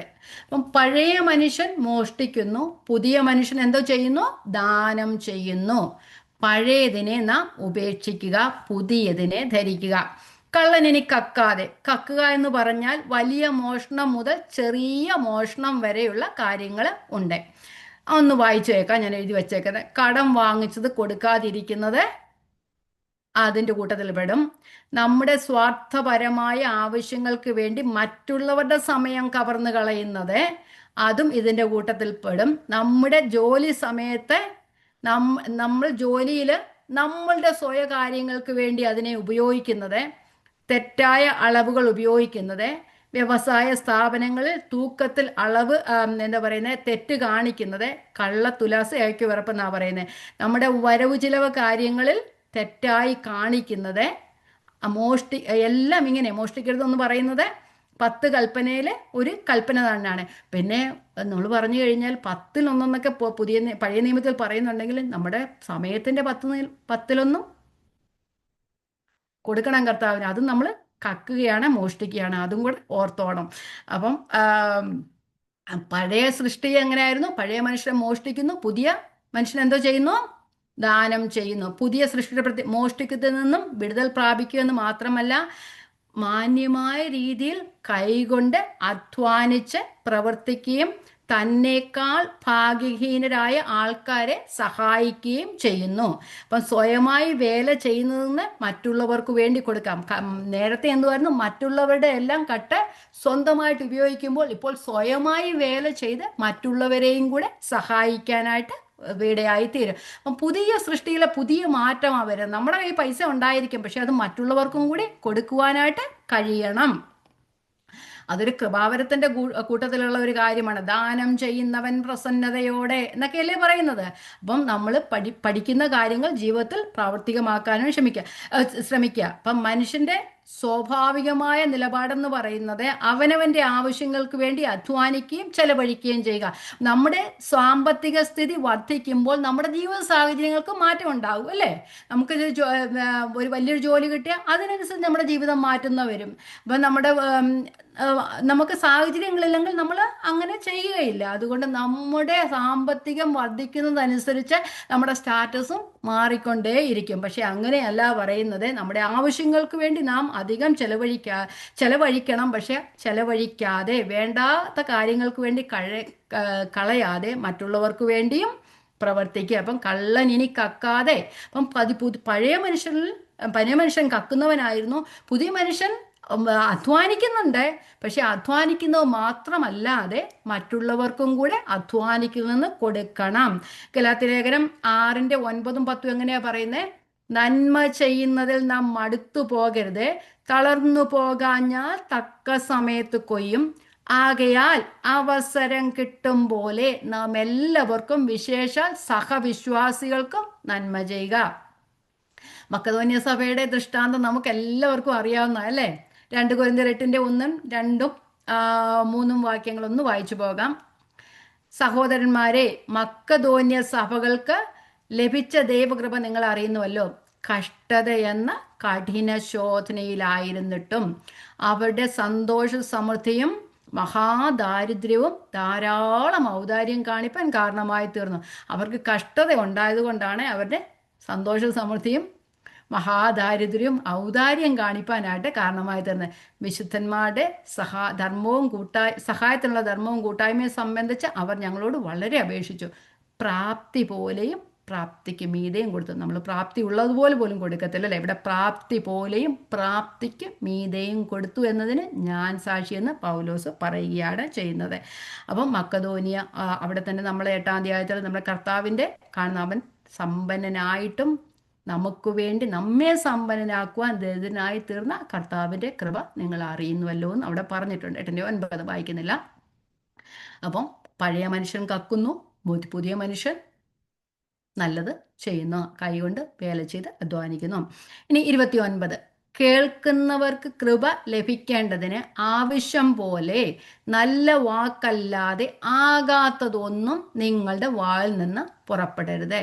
വാക്കിനെ ശോധിപ്പം നടപ്പായിരുന്നു പറഞ്ഞത്. ഇതും വാക്ക് ഇത് തന്നെയാണ്. പോഷ്ക്ക് പറയരുത്, സത്യം സംസാരിക്കണം. ഇതും വാക്ക് തന്നെയാണ്. കേൾക്കുന്നവർക്ക് കൃപ, പോഷ്ക്ക് ഉപേക്ഷിക്കുന്നത് മാത്രം പോരാ, കേൾക്കുന്നവർക്ക് കൃപ ലഭിക്കേണ്ടതിന് ആവശ്യം പോലെ ആത്മീക വർധനയ്ക്കായി നല്ല വാക്കല്ലാതെ ആകാത്തതൊന്നും നിങ്ങളുടെ വായിൽ നിന്ന് പുറക്കരുത്. നമ്മുടെ വാക്കുകൾ ആത്മീക വർധന വരുത്തുന്നതായിരിക്കണം. ആകാത്ത വാക്കുകളായിരുന്നു എന്ന് വെച്ചാൽ ദോഷം നിറഞ്ഞ സംഭാഷണങ്ങൾ, ദോഷമായ തമാശകൾ, ദൈവദൂഷണം, വികലമായ കഥകൾ, മറ്റുള്ളവരെ വേദനിപ്പിക്കുന്ന, കോപം വരുത്തുന്ന, താഴ്ത്തി കാട്ടുന്ന വാക്കുകളൊന്നും നാം ഉപേക്ഷിക്കരുത്. എഫേസ്യർ 5:4 പറയുന്നു, ഇങ്ങനെയാകുന്നു വിശുദ്ധന്മാർക്ക് ചീത്തത്തരം, പൊട്ടച്ചൽ, കളിവാക്ക് എന്നിവ നാം ഒഴിവാക്കുക. മത്തായി 12:36 വായിക്കുന്നില്ല. മനുഷ്യൻ പറയുന്ന ഏത് വാക്കിനും ദൈവസന്നിധിയിൽ നാം കണക്ക് ബോധിപ്പിക്കേണ്ടി വരും. അർത്ഥശൂന്യമായ വാക്കുകൾ നാം ഒഴിവാക്കി ആത്മീക വർധനയ്ക്കായി ഉള്ള വാക്കുകൾ മാത്രം ഉപയോഗിക്കുക. ജെയിംസ് നമ്മുടെ യാക്കോബിന്റെ ലേഖനം 3-ാം അധ്യായം 5 മുതൽ 11 വരെയുള്ള വാക്യങ്ങൾ അവിടെ പറയുന്നത് ടേം യുവർ ടങ്സ്. നമ്മുടെ നാവിനെ നാം മെരുക്കുക. ഓക്കെ, വായിക്കാം. എല്ലാവരും എടുത്ത് ഇരുന്ന് നോക്കിയാൽ നല്ലതായിരിക്കും. വായിക്കാം. നാവിനെ എങ്ങനെ മെരുക്കണം. 3-5 മുതലുള്ള വാക്യങ്ങൾ. അങ്ങനെ തന്നെ നാവും ചെറിയ അവയവമെങ്കിലും വളരെ വമ്പ് പറയുന്നു. കുറഞ്ഞ തീ എത്ര വലിയ കാട് കത്തിക്കുന്നു. നാവും ഒരു തീ തന്നെ. അത് നമ്മളുടെ അംഗങ്ങളുടെ കൂട്ടത്തിൽ അനീതി ലോകമായി ദേഹത്തെ മുഴുവൻ മലിനമാക്കി ജീവചക്രത്തിന് തീ കൊളുത്തുകയും നരകത്താൽ അതിന് തീ പിടിക്കുകയും ചെയ്യുന്നു. മൃഗം, പക്ഷി, ഇഴജാതി, ജലജന്തു ഈ വക എല്ലാം മനുഷ്യജാതിയോട് മരുങ്ങും, നമുക്കറിയാമല്ലോ. പക്ഷെ നമ്മുടെ നാക്കിനെ മാത്രം മരുക്കുവാൻ കഴിയുന്നതല്ല. അത് അടങ്ങാത്ത ദോഷം, മരണകരമായ വിഷം നിറഞ്ഞത്. 9-10 ശ്രദ്ധിക്കണേ. അതിനാൽ നാം കർത്താവും പിതാവുമായവനെ സ്തുതിക്കുന്നു, ദൈവത്തിൻ്റെ സാദൃശ്യത്തിൽ ഉണ്ടായ മനുഷ്യനെ അതിനാൽ ശപിക്കുന്നു. ഒരേ വായിൽ നിന്ന് തന്നെ സ്തോത്രവും ശാപവും പുറപ്പെടുന്നു. സഹോദരന്മാരെ, ഇങ്ങനെ ആയിരിക്കുന്നത് യോഗ്യമല്ല. ആരോടാ പറയുന്നത്? വിശ്വാസികളോടാ പറയുന്നത്. ഉറവിൻ്റെ ഒരേ ദ്വാരത്തിൽ നിന്ന് മധുരവും കയ്പുമുള്ള വെള്ളം പുറപ്പെട്ട് വരുമോ? അല്ലേ? മധുരമുള്ള കയ്പുള്ളിടത്ത് മധുരം വരത്തില്ല, മധുരമുള്ളിടത്ത് കയ്പ് വരാനും ഒക്കത്തില്ല. അതുകൊണ്ട് ഒരേ നാവിൽ നിന്ന് തന്നെ നമ്മൾ കർത്താവിനെ സ്തുതിക്കുകയും മറ്റുള്ളവരെ ശപിക്കുകയും ചെയ്യുന്നത് അത് പുതിയ മനുഷ്യൻ്റെ പ്രവൃത്തിയല്ല. പുതിയ മനുഷ്യൻ മറ്റുള്ളവരെ എൻകറേജ് ചെയ്യുന്നതായിരിക്കണം, ആശ്വസിപ്പിക്കണം, സമാധാനിപ്പിക്കണം, സന്തോഷിപ്പിക്കുന്ന വാക്കുകൾ പറയണം. പ്രത്യേകിച്ച് നാം പറയുമ്പോൾ മറ്റുള്ളവർക്ക് കൃപ ലഭിക്കേണ്ടതിന് ആത്മീക വർധനയ്ക്കായി നല്ല വാക്കല്ലാതെ ആകാത്തതൊന്നും അരുത്. കൃപയാൽ രക്ഷിക്കപ്പെട്ടവർ കൃപയോടുകൂടെ ജീവിക്കുകയും കൃപയോടുകൂടി സംസാരിക്കുകയും വേണം. അപ്പം നമ്മുടെ വാക്കുകൾ കൃപയാൽ രുചി വരുത്തിയതായിരിക്കണം, സീസൺഡ് വിത്ത് ഗ്രേസ്. അപ്പം കൃപയാൽ നമ്മുടെ വാക്കുകൾ രുചി വരുത്തിയത് ആയിരിക്കണം. കർത്താവ് പറഞ്ഞതുപോലെ, കർത്താവിൻ്റെ വാക്കുകളെ പറഞ്ഞ ലാവണ്യം, അവൻ്റെ വായിൽ നിന്ന് വരുന്ന ലാവണ്യ വാക്കുകൾ. നമ്മൾ പഠിക്കുന്ന ആരെയാണ്? നാം ക്രിസ്തുവിനെ പഠിക്കുകയാണ്. എഫേഷ്യൻസ് 5:ന്റെ 18 മുതൽ 20 വരെയുള്ള ആത്മാവ് നിറഞ്ഞ മനുഷ്യന്റെ വാക്കുകളെ പറയുന്നത്. വീഞ്ഞു കുടിച്ച് മത്തരാകരുത്, സങ്കീർത്തനങ്ങളാലും സ്തുതികളാലും ആത്മീയ ഗീതങ്ങളാലും നമുക്കറിയാവുന്ന വാക്കുകൾ ഞാൻ പറയുന്നില്ല. എപ്പോഴും എല്ലാറ്റിനും വേണ്ടി കർത്താവിനെ സ്തുതിക്കുക, അന്യോന്യം ബുദ്ധി ഉപദേശിക്കുകയൊക്കെ ചെയ്യുന്നത് സങ്കീർത്തനങ്ങളാലും സ്തുതികളാലും ആത്മീയ ഗീതങ്ങളാലും ഒക്കെയാണ് അവിടെ പറയുന്നതിൻ്റെ ഉദ്ദേശം. നമ്മുടെ വാക്കുകൾ മറ്റുള്ളവരെ എൻകറേജ് ചെയ്യുന്നവരായിരിക്കണം, സമാധാനിപ്പിക്കുന്നതായിരിക്കും, ആശ്വസിപ്പിക്കുന്നതായിരിക്കും. ഓരോരുത്തരും നമ്മൾ ആത്മീയ വർധനയ്ക്ക് നല്ല വാക്കല്ലാതെ ആകാത്തൊന്നും ഉപയോഗിക്കരുത്. ഓക്കെ, ഞാൻ പെട്ടെന്ന് പറഞ്ഞു പോകാം. 4:30 ദൈവത്തിൻ്റെ പരിശുദ്ധാത്മാവിനെ ദുഃഖിപ്പിക്കരുത്, അവനാലല്ലോ നിങ്ങൾക്ക് വീണ്ടെടുപ്പ് നാളിനായി മുദ്രയിട്ടിരിക്കുന്നത്. അപ്പോൾ നമ്മൾ മുമ്പത്തെ വാക്കുകളോട് കൂട്ടിച്ചേർത്ത് കഴിഞ്ഞാൽ അവിടെ പറയും ഫോഷ്ക്ക്, കോപം, വ്യർത്ഥമായ വാക്കുകൾ പരിശുദ്ധാത്മാവിനെ ദുഃഖിപ്പിക്കാൻ കാരണമായി തീരും. നമുക്കറിയാം, ഇത് കോണ്ടെക്സ്റ്റിൽ നിന്ന് അലർത്തി പലരും പറയുന്ന വാക്യമായി അല്ലേ. എന്താണ് പരിശുദ്ധാത്മാവിനെ ദുഃഖിപ്പിക്കരുത്? അപ്പോൾ ഇവിടെ പറയുന്നത് നമ്മുടെ വായിൽ നിന്ന് വരുന്ന വാക്കുകളാണ് പരിശുദ്ധാത്മാവിനെ ദുഃഖിപ്പിക്കുന്നത്. ഫോഷ്ക്ക്, കോപം, വ്യർത്ഥകരമായ വാക്കുകൾ ഇവ പരിശുദ്ധാത്മാവിനെ ദുഃഖിപ്പിക്കുന്നതാണ്. ദൈവമക്കൾ പുതിയ മനുഷ്യനെ നമ്മുടെ സ്വഭാവം പണ്ട് അതായിരുന്നു. അതിനെല്ലാം മാറി നമ്മൾ പഴയ മനുഷ്യനെ എല്ലാം ഉരിഞ്ഞു കളഞ്ഞ്, പ്രവൃത്തികളോടുകൂടെ ഉരിഞ്ഞു കളഞ്ഞ് പുതുക്കം ഭാവിക്കുന്ന പുതിയ മനുഷ്യനെ ധരിച്ചിരിക്കുകയാണ്. ഇവിടെ 3-4 കാര്യങ്ങൾ പെട്ടെന്ന് ഞാൻ ഇവിടുന്ന് പറഞ്ഞു പോകാം. പരിശുദ്ധാത്മാവ് നമുക്കറിയാം വിശുദ്ധിയുടെ ആത്മാവാണ്. വിശുദ്ധിയുടെ ആത്മാവ് അശുദ്ധി പ്രവൃത്തികൾ ചെയ്യുകയില്ല. ആ അശുദ്ധമായ പ്രവൃത്തികൾ ഉള്ള ഹൃദയത്തിൽ അല്ലെങ്കിൽ പരിശുദ്ധാത്മാവ്, വിശുദ്ധിയുടെ ആത്മാവ് ഇരിക്കുകയില്ല. അത് ഉള്ളിലിരുന്ന് ഞരങ്ങും. ഒട്ടും സഹിക്കാതെ വരുമ്പോൾ അവിടുന്ന് ഇറങ്ങി പോവുകയും ചെയ്യും. അത് മനസ്സിലാക്കണം. രണ്ടാമത് ഇവിടെ പറയുന്നു അവനാലല്ലോ. പരിശുദ്ധാത്മാവ് വ്യക്തിയാണ്, ശക്തിയല്ല. പലരും പറയും പരിശുദ്ധാത്മാവ് ശക്തിയാണ്, അല്ല, പരിശുദ്ധാത്മാവ് വ്യക്തിയാണ്. തൃത്വത്തിലെ 3 ആളത്വങ്ങൾ ഒന്നാണ് പരിശുദ്ധാത്മാവ്. അപ്പം യോഹന്നാന്റെ സുവിശേഷം 14:17 അവനെ എന്ന് പറയുന്നുണ്ടല്ലേ. ലോകം അവനെ അറിയുകയോ കാണുകയോ ചെയ്യവനെ അവനെ എന്നാ പറയുന്നത്, വായിക്കുന്നില്ല, അവനെ. അതുകൊണ്ട് പരിശുദ്ധാത്മാവ് ശക്തിയല്ല, വ്യക്തിയാണ്. അപ്പം പരിശുദ്ധാത്മാവിനെ നാം ദുഃഖിപ്പിക്കരുത്. പരിശുദ്ധാത്മാവ് ദുഃഖിക്കാനായിട്ട് ശക്തിയാണെങ്കിൽ ദുഃഖിക്കത്തില്ല, വ്യക്തി ആയതുകൊണ്ടാണ് ദുഃഖിക്കുന്നത്. പിന്നെ അവിടെ എന്തിനാ പറയുന്നത്? നമ്മെ വീണ്ടെടുപ്പ് നാളിനായി മുദ്രയിട്ടിരിക്കുകയാണ്. ദൈവം നമുക്ക് പരിശുദ്ധാത്മാവിനെ തന്നത് നമ്മൾ ദൈവത്തെ ആരാധിക്കാനല്ല തന്നത്. അതും അതിൻ്റെ ആവശ്യമാണെങ്കിലും നമ്മളെ എന്തിനു വേണ്ടിയിട്ടാ? വീണ്ടെടുപ്പ് നാളിനായി നമ്മെ മുദ്രയിട്ടിരിക്കുക. കാരണം മുദ്രയിട്ടെന്ന് പറഞ്ഞാൽ എന്തോ? മുദ്രയെന്ന് പറയുന്നത് സുരക്ഷയുടെയും അവകാശത്തിൻ്റെയും ചിഹ്നമാണ്. ക്രിസ്തുവിൻ്റെ വരവിനു വേണ്ടി നമ്മെ ഒരുക്കാനായിട്ടാണ് നമ്മെ പരിശുദ്ധാത്മാവ് നമ്മിൽ ദൈവം തന്നിരിക്കുന്നത്. ക്രിസ്തുവിൻ്റെ മണവാട്ടിയെ, ക്രിസ്തുവിനോടുള്ള നിർമ്മലതയും ഏകാഗ്രതയും വിട്ട് കളയാതെ ക്രിസ്തുവിന് അനുരൂപമായി നമ്മളെ വളർത്തുന്ന, നമ്മളെ നയിച്ചുകൊണ്ട് പോകുന്നതിനാണ് പരിശുദ്ധാത്മാവിനെ നമ്മുടെ ഹൃദയത്തിൽ തന്നിരിക്കുന്നത്. അല്ലാതെ നമ്മളുടെ സ്വാഭാവികമായ ഒരു കാര്യങ്ങൾക്കോ നാം ദൈവത്തെ ആരാധിക്കാനായിട്ട് മാത്രമോ അല്ല നമ്മൾ ദൈവം പരിശുദ്ധാത്മാവിനെ തന്നിരിക്കുന്നത്. ദൈവം നമുക്ക് പരിശുദ്ധാത്മാവിനെ തന്നിരിക്കുന്നത് നാം കേട്ട വചനം നാം അനുസരിക്കുന്നതിനും ആ അനുസരിക്കുന്നതിലൂടെ ക്രിസ്തുവിന് അനുരൂപമായി തീരാനാണ്. നമുക്കൊരു വീണ്ടെടുപ്പുണ്ട്, അതിൻ്റെ ഗ്യാരണ്ടിയാണ്. കർത്താവ് തൻ ഗംഭീരനാഥത്തോടും പ്രധാന ദൂതന്റെ ശബ്ദത്തോടും വരുമ്പോൾ നാം തേജസ്സുള്ളവരായി രൂപാന്തരപ്പെടണമെങ്കിൽ പരിശുദ്ധാത്മാവിനെ ഉള്ളിൽ നമുക്ക് തന്നിരിക്കുകയാണ്. പരിശുദ്ധാത്മാവിനെ ദുഃഖിപ്പിച്ചാൽ നാം ക്രിസ്തുവിനോടുകൂടി അനുരൂപരാകുകയല്ല ചെയ്യുന്നത്. ദാനിയേലിന്റെ പുസ്തകത്തിൽ പറയുന്ന പോലെ നാമും നാണിക്കുവാനായിട്ട് ഇടയായി തീരും. അതുകൊണ്ട് അവിടെ നിർത്തുകയാണ്. അപ്പം പരിശുദ്ധാത്മാവിന്, വിശുദ്ധിയുടെ ആത്മാവിനെ ദുഃഖിപ്പിച്ചാൽ അവിടെ ഇരിക്കുവാനായിട്ട് കഴിയുകയില്ല. വിശുദ്ധിയുടെ ആത്മാവാണ്, ദുഃഖിക്കുവാൻ ഇടയാക്കല്ലേ. ദൈവം നമ്മെ സ്നേഹിക്കുന്നുണ്ട് കൊണ്ട് പരിശുദ്ധാത്മാവ് ദൈവമാണ്. സ്നേഹിക്കുന്നവർക്ക് മാത്രമേ ദുഃഖിക്കാൻ കഴിയുള്ളൂ. ദൈവം സ്നേഹമാണ്. തൃത്വത്തിൽ ഒരുവനായ പരിശുദ്ധാത്മാവ് നമ്മെ സ്നേഹിക്കുന്നു. നമ്മുടെ കുഞ്ഞുങ്ങൾ വേണ്ടാത്ത ചെയ്യുമ്പോൾ നാം വ്യസനിക്കുന്നത് പോലെ പരിശുദ്ധാത്മാവും നമ്മൾ വേണ്ടാത്ത ചെയ്യുമ്പോൾ നമ്മൾ ഉള്ളിലിരുന്ന് വ്യസനിക്കാനായിട്ട് ഇടയായിത്തീരും. വ്യസനിക്കാൻ ഇടയാക്കരുത്. പരിശുദ്ധാത്മാവ് നമ്മളെ എന്തോ ചെയ്യുന്നു? ക്രിസ്തുവിനെ അനുരൂപമായി രൂപാന്തരപ്പെടുത്തുന്നു, ക്രിസ്തുവിനെ മഹത്വപ്പെടുത്തുന്നു. പാപം ചെയ്യുമ്പോൾ അല്ലെ അനുസരണക്കേട് കാണിക്കുമ്പോൾ നമ്മെ ഉപദേശിച്ച് നമ്മെ നല്ല വഴികളിലൂടെ നടക്കുവാനായിട്ട് നമ്മെ പ്രാപ്തരാക്കുന്നു.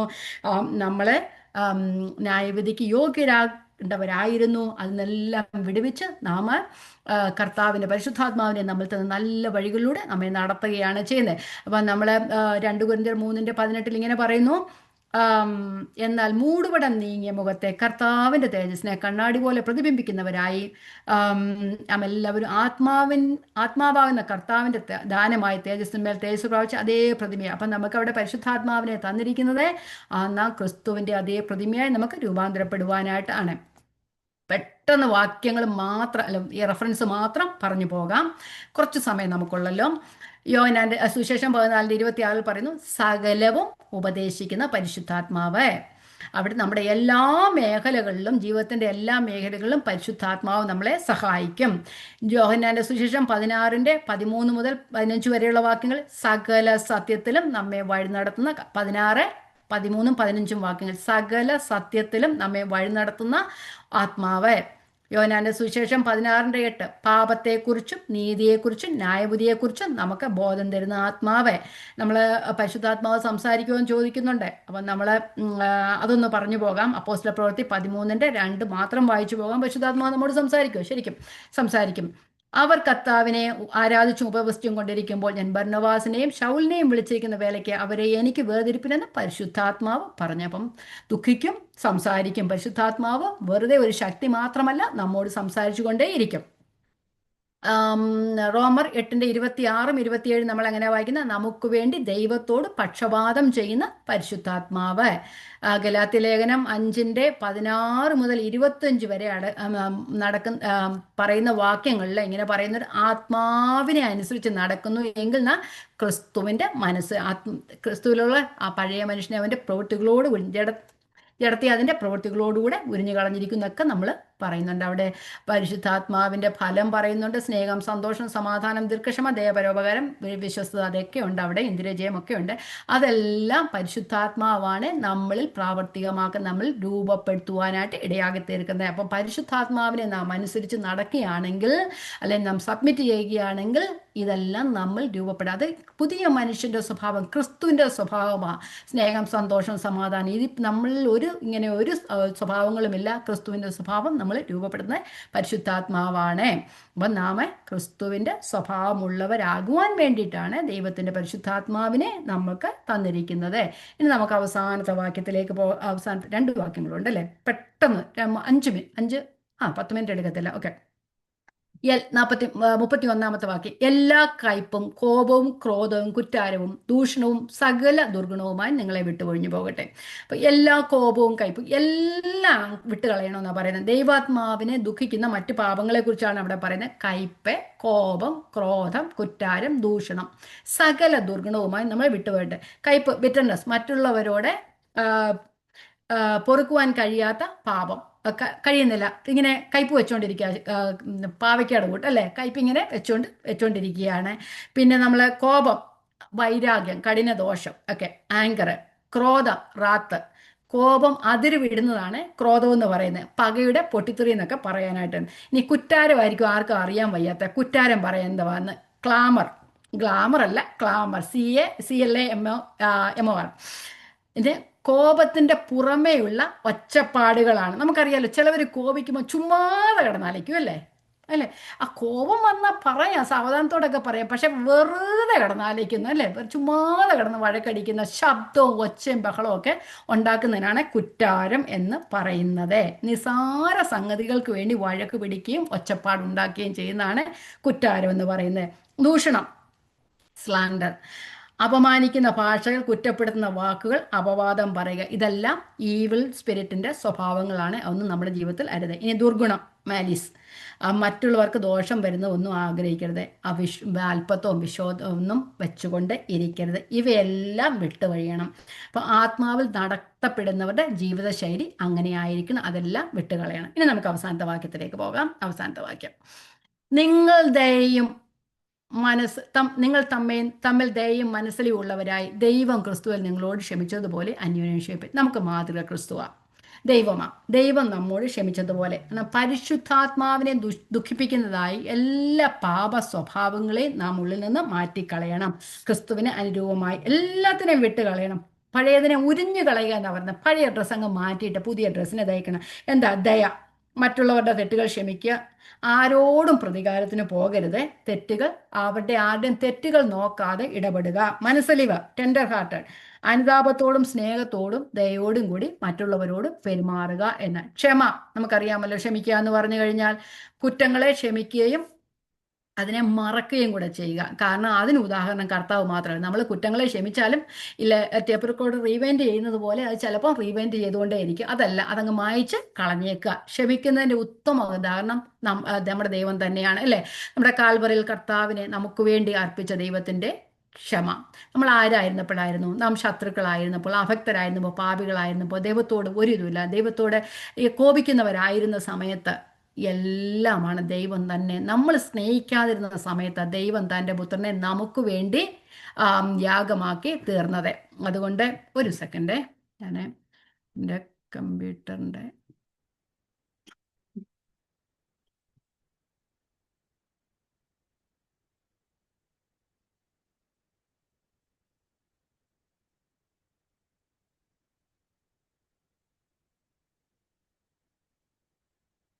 പവർ കോഡ് കുത്തിയിട്ടില്ലായിരുന്നു, ഇപ്പം കാരണം പോയത് മറന്നുപോയി.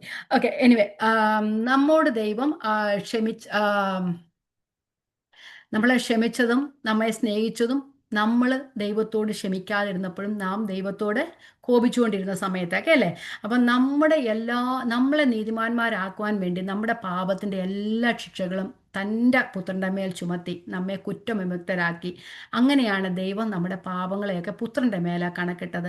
അപ്പം ക്രിസ്തുവിൽ ക്ഷമിച്ചതുപോലെ ക്രിസ്തു നമ്മുടെ പാപങ്ങളെ ഒന്നും ഒരിക്കലും, നമ്മൾ യെശയ്യാവിൻ്റെ പുസ്തകത്തിൽ, മീഖയുടെ പുസ്തകത്തിൽ, അല്ലേ, സമുദ്രത്തിൻ്റെ ആഴങ്ങളിലേക്ക് ഇട്ട് കളഞ്ഞെന്ന് പറയുന്നുണ്ട്, അല്ലേ? അങ്ങനെയൊക്കെ പറയുന്നുണ്ട്. നമ്മളെ ഒരിക്കലും അത് തിരിച്ചു വരാതെ വണ്ണം, ഓർക്കാതെ വണ്ണം കർത്താവ് നമ്മുടെ പാപങ്ങളെയൊക്കെ ക്ഷമിച്ചു.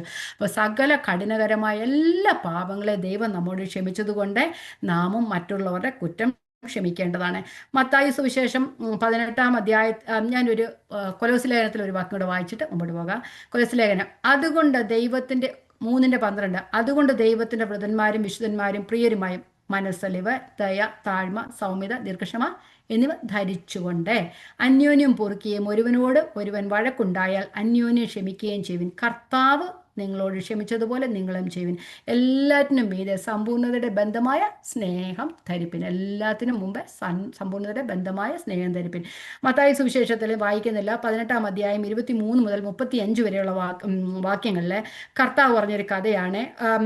തൻ്റെ ദാസന്മാരോട് കണക്ക് തീർക്കുന്ന ഒരു രാജാവിൻ്റെ കാര്യമാണ്. വലിയ കടമുള്ള ഒരു മനുഷ്യൻ്റെ കർത്താവ് കടം ഇളച്ചു കൊടുത്തു, അല്ലെ? ആ രാജാവ് ഇളച്ചു കൊടുത്തു. എന്നിട്ട് അവൻ എന്താ ചെയ്തത്? ഈ ചെറിയൊരു കടമുള്ളവനെ അവൻ്റെ കഴുത്തിന് പിടിക്കാൻ പോയി. അതുകൊണ്ട് അങ്ങനെയുള്ളവരൊക്കെ അഗ്നിനരകത്തിലാണ്. ആ ഒരു മാതൃക നമ്മൾ ആയി തീരരുത്. ദൈവം നമ്മുടെ കടങ്ങളെ മുഴുവൻ ക്ഷമിച്ചതാണ്. അതുകൊണ്ട് ഞാൻ മറ്റുള്ളവരോടും അന്യോന്യം ക്ഷമിക്കേണ്ടത് ആവശ്യമാണ്. എത്ര വട്ടം ക്ഷമിക്കണമെന്നാണ് പറഞ്ഞത്? 70 വട്ടം ക്ഷമിക്കണം. കുട്ടിക്കോ എത്രത്തോളം ക്ഷമിക്കണമെന്ന്. ഓക്കെ, മത്തായി സുവിശേഷം കർത്താവ് പറയുന്നത് 6:12, നമ്മൾ കർത്താവിൻ്റെ പ്രാർത്ഥന പറയുന്നത്, നമ്മോട് ക്ഷമിച്ചതുപോലെ നിങ്ങൾ മനുഷ്യരോട് അവരുടെ പാപങ്ങളെ ക്ഷമിക്കുന്നുവെങ്കിൽ. നമ്മൾ ക്ഷമിച്ചതുപോലെയാണ് ദൈവം ചെയ്യുന്നത്. നമ്മൾ ക്ഷമിച്ചില്ലെങ്കിൽ ഇല്ല. അതുകൊണ്ട് മത്തായി 6:12, 14, 15 വായിക്കുന്നില്ല, ഞാനിവിടെ അവസാനിപ്പിക്കുകയാണ്. അപ്പം നമ്മളോട് ക്ഷമിച്ചതുപോലെ നമ്മൾ ക്ഷമിക്കുന്നത് പോലെ ആയിരിക്കും ദൈവവും നമ്മോട് ക്ഷമിക്കുന്നത്. അപ്പം നമ്മൾ ചോദിക്കും, എല്ലാ പാപത്തിനും എനിക്ക് ശിക്ഷ കിട്ടുന്നില്ലോ? എല്ലാ പാപത്തിനും ശിക്ഷയുണ്ട്, പക്ഷേ ഇപ്പം കിട്ടുന്നില്ലെങ്കിലും കുറച്ച് കഴിഞ്ഞിട്ട്. കാരണം കർത്താവ് കോപം ചരതിച്ചു വെച്ചുകൊണ്ടിരിക്കുന്നതെന്ന് റോമാലേഖനം 2-ാം അധ്യായത്തിൽ പറയുന്നുണ്ട്. അതുകൊണ്ട് നമ്മൾ ആ ന്യായവിധി ദിവസത്തിലേക്ക് ദൈവം നമ്മുടെ എല്ലാം കോപങ്ങളെ ചരതിച്ചു വെക്കുകയാണ് ചെയ്യുന്നത്. ദൈവം ദീർഘക്ഷമയോടെ കാത്തിരിക്കുന്നുണ്ട്. ഈ കോപങ്ങൾ, ഈ പാപങ്ങളൊന്നും, നമ്മുടെ കുറ്റമൊന്നും നമ്മുടെ മേൽ ചുമത്താതെ നമ്മൾ മടങ്ങി വരുമ്പോൾ നമുക്ക് വേണ്ടി കാത്തിരിക്കുന്ന ഒരു ദൈവമുണ്ടല്ലേ? മുടിയനായ പുത്രൻ സ്നേഹവാന ഒരു പിതാവിൻ്റെ കഥയാണ്. ആ പുത്രൻ അവിടുന്ന് പോയിട്ടും തന്നെയുള്ളെല്ലാം വിറ്റ് കളഞ്ഞിട്ട് പോയിട്ട് വന്നിട്ടും ആ പുത്രന് വേണ്ടി കാത്തിരിക്കുന്ന ഒരു സ്നേഹവാനായ പിതാവിൻ്റെ ഒരു കഥയുണ്ട്, നമുക്കെല്ലാവർക്കും അറിയാം. അതുപോലെ നാം എപ്പോഴും മടങ്ങി വരാനായിട്ട് കാത്തിരിക്കും. എന്തുകൊണ്ടാണ് അത്? തൻ്റെ പുത്രനെയാണ് നമുക്ക് വേണ്ടി യാഗമാക്കി തീർത്ത. വേറെ ഈ ലോകത്തിലെ പൊന്നോ വെള്ളിയോ ഒന്നും കൊണ്ടല്ല, കുഞ്ഞാടിൻ്റെ രക്തത്താൽ വീണ്ടെടുക്കപ്പെട്ടവരാ. ജീവനെ തന്ന് നമ്മെ സ്നേഹിച്ച ദൈവമാണ്. അതുകൊണ്ട് നാം ഓരോരുത്തരും നടക്കേണ്ടത് ആ കർത്താവിൻ്റെ വഴിയിൽ ആയിരിക്കണം. ദൈവമാണ് ആദ്യം നമ്മോട് ക്ഷമിച്ചത്. അതുകൊണ്ട് ദൈവമാണ് ആദ്യം നമ്മെ സ്നേഹിച്ചതും. അതുകൊണ്ട് എന്തുകൊണ്ടാണ് നാം വീണ്ടും പാപം ചെയ്യൂ എന്ന് അറിഞ്ഞുകൊണ്ടാണ് ദൈവം നമ്മെ ക്ഷമിച്ചത് അല്ലേ. അതുകൊണ്ട് ദൈവത്തിൻ്റെ കോപത്തിൽ നാം ഇടം കൊടുക്കരുത്. നാം ക്ഷമിച്ചാൽ ദൈവം ഇനിയും നമ്മോട് ക്ഷമിക്കും.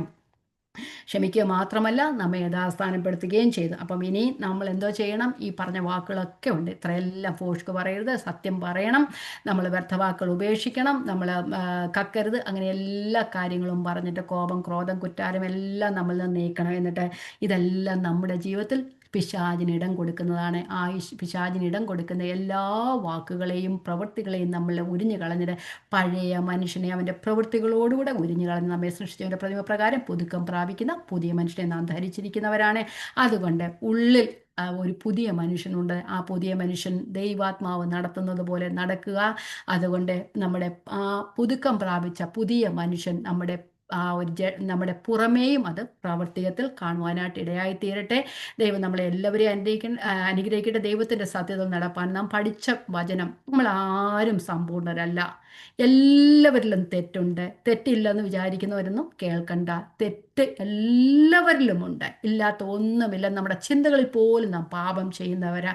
നമ്മൾ ഇന്ന് സോറി കർത്താവിനോട് ക്ഷമിക്കാൻ കർത്താവിനോട് പറഞ്ഞ നാളെ അതേ പാപം നമ്മൾ ചെയ്യുന്നവർ തന്നെയാണ്. പക്ഷേ പാപം ചെയ്യുന്നെന്ന് മനസ്സിലാക്കിയ തെറ്റ് ഏറ്റുപറഞ്ഞ് സങ്കടപ്പെടാം. ദൈവത്തോടാണേലും മനുഷ്യരോടാണേലും.